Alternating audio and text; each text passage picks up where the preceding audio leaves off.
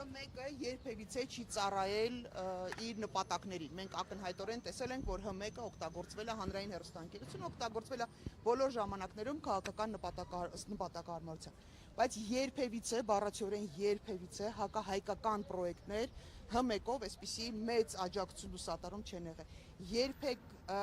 ֆունդամենտալ իրավունքներ այս չափ խախտված չեն եղել, այսինքն խղճի ազատությունը, առանձին կրոնական կազմակերպության հետ վերաբերմունքը երբեք բառացիորեն չի եղել, եւ մենք սա գնահատում ենք լրջագույն խնդիր։ Բազմաթիվ այլ խնդիրներ կան, կարծում եմ բոլորն են տեսել եթերներում, թե ինչպես են օրինակ ընդդիմադիրներին հնարավորություն չտալի խոսելու, նույն բանավեճերի ժամանակ ինչ խնդիրներ են ստեղծում։ Բազմաթիվ խնդիրներ կա, որտեղ հմեկը ուղղակի չի ելնում իր իսկ սահմանած պետության կողմից սահմանած օրենքներին, եւ սա անում է անպատիժ ընտրություններին ընդառաջ։ Ակնհայտ է, որ որևէ իրական ընդդիմադիր ուժ չի կարողանալու այս համակարգի մեջ որևիցե հնարավորություն ունենալ լսելի լինել, տեսանելի լինել, այսինքն սա օգտագործում են, բառացիորեն հրավիրում են մարդկանց, որոնք որ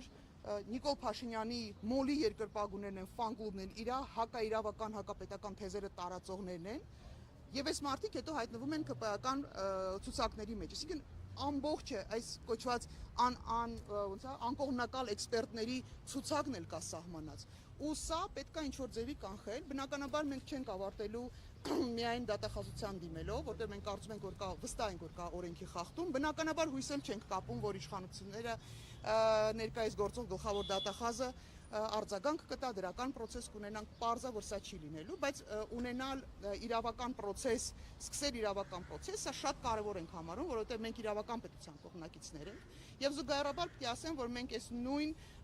բովանդակությունը, այն ինչը մենք արձանագրել ենք, որովհետև մենք մոնիտորինգ ենք իրականացրել, եւ այդ մոնիտորինգի արդյունքում արձանագրված խնդիրները պետք է ներկայացնենք նաև միջազգային գործընկերներին, նաև դիվանագիտական կորպուսին, որովհետև այն աջակցությունը, այն ներկայացումը, որ ցույց են տալիս մեզ իբր ժողովրդավարության բաստիոնը, չգիտեմ, մարդու իրավունքները երբեք այս պաշտպանված չեն եղել, օրենքները այսքան պաշտպանված չեն եղել, դա մեղմ ասած կեղծիք է, դա իրականությանը չի համապատասխանում։ Կարապետյան, ինչ եք կարծում ընտրությունների նախաշեմին հանրային հեռուստաընկերությունը կփոխի իր մարտավարությունը, այս բողոքը, այս խնդիրները բարձրաձայնելու։ Դա իրանց խնդիրն է լինելու, որովհետև ի վերջո երբևիցե իշխանությունը պիտի փոխվի, եւ մենք ունեցել ամբողջ աշխարհում իշխանությունները փոխվում են, եւ այն պաշտոնյաները, ովքեր իրավունք են խախտել, օրենք են խախտել, իրենք ուղղակի պիտի իմանան, որ անձնական պատասխանատվություն են կրել, այստեղ արդեն լղոզելու տարբերակ չի լինելու, բոլորն էին մեղավոր, բոլոր լռողներն էին, այդպես չի լինում, կոնկրետ գործողության համար կոնկրետ մարդիկ են պատասխան տալու, եւ այդ կոնկրետ մարդիկ հենց հիմա հուսով եմ նաև լսում են, եւ սա վրեժ խնդրության հարց չի, սա ինչ-որ մեկին անպայման բանտում տեսնելու մոլուցք չի, սա հստակ պատկերացում է, ամեն մարդ իր տեղում պարտավորություն ունի, եւ պարտավորությունն այդ իր պրոցեսները վերահսկելու, կանոնակարգելու, գործող օրենքներին համարժեք եւ համապատասխան, չի կարելի թույլ տալ, որ երկիրը դառնա ուղղակի մի խմբակի, այսպես տրամադրության տակ, նորից եմ ասում, մենք միշտ ունեցել ենք խնդիր, հա, միշտ ընդդիմադիրները ավելի քիչ ձայներ են ունեցել, միշտ իշխանական կողմը միշտ ավելի շատ է լուսաբանվել, դա շատ նորմալ process, նորմալ չի եղել, աննորմալ է եղել, բայց դա ինչ որտեղ բացատրություն կարող է ունենալ, բայց երբ որ հայ առաքելական եկեղեցու, որոնք մեծ մասն են կազմում հետևորդները, մեծ մասն են կազմում մեր ժողովրդի, այս մարդկանց իրավունքները խախտվում են այս աստիճանի, երբ որ հակասահմանադրական գործողությունները լուսաբանվում են հմեկով, եւ զուգահեռաբար օրինակ նվիրական տոները հայկական, որոնք մայրաթոռում են ընթանում, որևէ կերպ չեն լուսաբանվում, սա գիտեք, անգամ բարոյական նորմերից դուրս է, հələ լավ օրենքը նել մի կողմ դրած, բարոյական նորմերից դուրս է։ Եվ այս ամեն ինչին պետք է կասեցում, մենք պիտի տանք մեր մոտեցումը, մենք պիտի ֆիքսենք մեր մոտեցումը, կա խնդիրը պիտի արձանագրվի։ Հետո